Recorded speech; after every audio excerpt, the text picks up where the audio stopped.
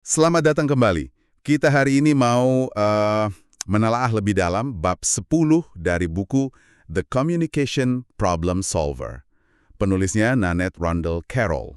Iya, Fokusnya kali ini soal delegasi. Sesuatu yang kayaknya sering jadi tantangan ya buat manajer. betul sekali. Pernah nggak sih Anda ragu waktu mau kasih tugas ke tim? Atau bingung gimana caranya biar instruksinya tuh jelas, terus tim juga bisa kerjasama dengan baik? Sering itu kejadian. Nah, misi kita sekarang ini, kita mau coba bongkar satu metode delegasi namanya DREAM. Ini ada di bab ini. Oke, Jadi ini bukan sekedar lempar tugas aja gitu, tapi lebih ke gimana membangun kejelasan sama kerjasama tim yang solid. Siap ya, kita gali bareng? siap-siap.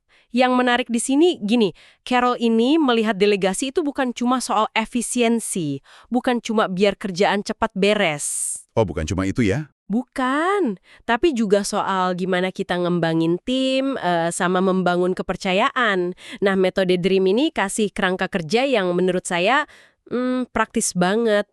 Oke. Sebelum kita masuk ke DREAM-nya nih, mungkin kita bahas sedikit dulu.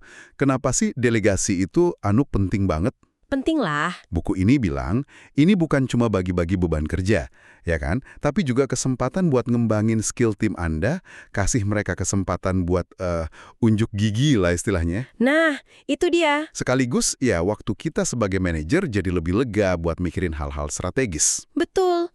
Dan kalau dari sisi karyawan, dikasih delegasi itu kan rasanya dipercaya ya. Iya, bener. Itu bisa bikin mereka lebih merasa memiliki kerjaan, lebih puas juga. Tapi ya itu tadi, banyak manajer masih suka ragu. Kenapa tuh biasanya? Ya, takut kehilangan kontrol, khawatir kualitasnya nanti turun, atau ya merasa, aduh mendingan saya kerjain sendiri aja deh, lebih cepat. Hahaha, iya. Mindset lebih cepat sendiri itu sering muncul ya. Nah, Dream ini sebenarnya dirancang buat ngatasin keraguan-keraguan kayak gitu. Pas banget berarti. Oke, kita masuk ke DREAM-nya ya. Ya. Ini kan akronim, panduan praktis. Kita bedah satu-satu, mulai dari D. D. Discuss, diskusikan. Oke, discuss. Jadi langkah pertama ya, diskusikan tugasnya. Maksudnya gimana tuh? Gini, jangan cuma kasih instruksi singkat, tapi ajak ngobrol. Tujuannya apa sih tugas ini? Kenapa ini penting buat tim atau mungkin perusahaan? Dan yang penting juga, kenapa kok milih dia, orang ini? Sambungkan sama kelebihan dia atau mungkin area yang bisa dia kembangkan lewat tugas ini. Oh, jadi personalisasinya penting ya? Gak cuma tugasnya apa, tapi kenapa kamu yang ngerjain? Justru itu, diskusi ini buat nyamain frekuensi di awal. Ini bukan perintah, tapi kita mulai dialog. Dengan jelasin kenapa kamu, itu kan kayak pengakuan ya. Pengakuan atas nilai unik mereka. Motivasinya bisa beda banget. Menarik. Oke, D-nya clear. Lanjut ke R, resources, sumber daya. Sumber daya ya. Ini maksudnya apa aja nih? Iya, apa aja yang dibutuhin sama karyawan ini biar sukses ngerjain tugasnya.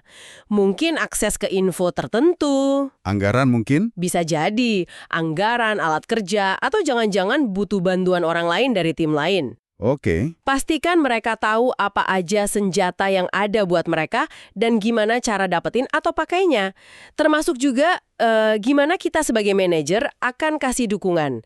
Kapan kita kasih feedback, kapan kita coaching. Jadi kita siapkan lapangan bermainnya gitu ya, biar mereka nggak bingung di tengah jalan. Persis, peran manajer di sini jadi kayak enabler, fasilitator lah, bukan cuma kasih tugas terus hilang. Hehehe, jangan ghosting ya habis kasih tugas. Nah, pastikan sumber daya ada, itu nunjukin komitmen kita juga sama hasil kerja mereka. Sip. Lanjut huruf berikutnya. E. Expectations, ekspektasi. Wah, ini kayaknya krusial nih. Banget. Ini sering jadi biang masalah kalau nggak jelas. Carol bilang, harus jelas-jelas-jelasnya. Gimana tuh contohnya? Ya, sukses itu definisinya apa buat tugas ini? Spesifik. Kualitasnya harus gimana, kuantitasnya berapa, deadline kapan. Anggaran ada batasnya. Betul, batas anggaran bahkan sampai, perilaku kerjasamanya gimana yang diharapkan. Pokoknya jangan sampai ada asumsi, paling dia udah ngerti lah, jangan gitu. Wah, detail juga ya sampai perilaku kolaboratif. Iya, karena kadang masalah bukan di hasil teknisnya, tapi di cara kerjanya kan. Ekspektasi yang kabur itu, wah resep pasti buat miskomunikasi, frustrasi. Mendingan pahit di depan, jelasin semua. Setuju. Oke, E beres. Lanjut A. Authority. Otoritas atau wewenang? Wewenang ya? Seberapa besar nih kita kasih keleluasaan ke mereka? Nah, ini juga perlu clear. Dia boleh ambil keputusan sendiri sampai level mana. Ada hal-hal yang harus minta persetujuan kita dulu nggak? Atau dia cuma perlu jalani instruksi aja? Ada level-levelnya gitu ya? Iya, buku ini menyarankan definisikan levelnya. Misalnya, tinggi, sedang, rendah, jadi jelas batasannya. Tujuannya apa sih kok otoritas ini perlu jelas banget? Biar mereka berani bertindak tapi juga nggak kebablasan. Kalau jelas arena bermainnya, mereka nggak ragu-ragu. Plus bisa jadi lebih cepat prosesnya. Nggak semua harus balik ke kita dulu kan? Make sense, make sense. Oke, terakhir berarti, monitor, pantau. Pantau. Ini gimana caranya biar nggak terkesan micromanage? Kan suka ada tuh manajer yang dikit-dikit nanya, dikit-dikit ngecek. Haha, iya. Kuncinya di kesepakatan awal lagi. Waktu didiscuss atau expectations, sekalian aja tentuin milestone-nya.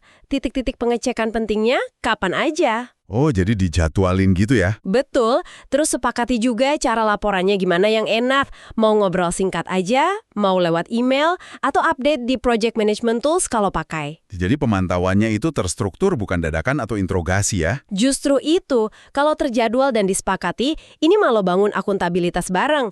Kita juga bisa cepet tahu kalau ada kendala, bisa bantu. Bukan nunggu bom waktu meledak di akhir deadline. Ini dukungan, bukan ngawasin ketat. Oke, jadi lengkap ya, DREAM ini. D-R-E-A-M. Kalau kita lihat polanya, ini semua kayaknya mendorong kolaborasi ya? Iya banget. Kan ada diskusi terbuka di awal, ekspektasi transparan, sumber daya disiapin, wewenang jelas, terus mantau juga ada caranya. Ini kan kayak bangun kemitraan jadinya. Penulisnya juga nyinggung soal nada bicara ya. Harus suportif, terus mau dengerin juga kalau timnya nanya atau punya masukan. Betul, beda banget kan sama delegasi lorong? Ke delegasi lorong apa tuh? Yaitu, kasih instruksi sambil lalu di koridor buru-buru nggak jelas konteksnya. Ah, iya tahu. Sering tuh kayak gitu. Nah, DREAM ini antitesisnya. Dirancang biar ada pemahaman bareng, ada komitmen. Delegasi jadi interaksi kolaboratif, bukan sekedar transaksi tugas. Terus gimana kalau ada tantangan? Misal, kita udah coba DREAM nih, tapi karyawannya kayak ragu atau nolak halus gitu. Oke, saran dari buku ini. Tetap tenang dulu, fokus ke fakta, kebutuhan kerjaannya apa, kenapa tugas ini perlu, kaitannya sama deskripsi kerja di apa. Terus? Pakai pertanyaan terbuka. Coba gali, kenapa dia ragu? Mungkin ada kendala yang kita nggak tahu. Mungkin dia butuh support lebih, jangan langsung defensif. Oke, digali dulu alasannya ya. Iya. Dan buat kita para manajer yang mungkin masih suka deg-degan kalau mau lepas tugas, coba aja terapkan langkah DREAM ini konsisten. Anggap aja latihan bangun kepercayaan. Kepercayaan ke tim ya. Ke tim, dan ke proses delegasinya sendiri. Tiap kali berhasil, pasti makin yakin kok. Jadi kesimpulannya, metode DREAM ini bukan checklist biasa ya, tapi lebih ke kerangka berpikir dan bertindak gitu ya. Tepat.